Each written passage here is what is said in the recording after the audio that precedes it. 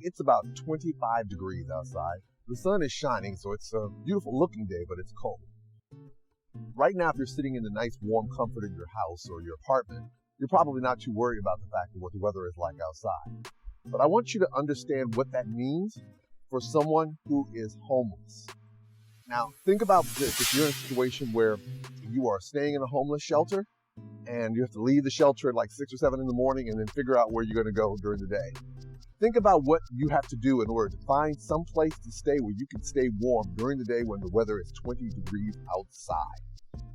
Imagine if you're living with or staying with someone because you've lost your home or you've been evicted from your place. And now you have to be cognizant of the fact that maybe they ask for you to leave during the day because maybe they're working during the day and they don't want to leave you at your home, leave you at their home by yourself. It can be a devastating circumstance. And I'm thinking about the people in Texas with regards to this. There is nothing sexy about being homeless. And a lot of times people don't really appreciate the perils of all the things that you have to worry about. I mean, seriously, it is literally snow and ice on the ground right here.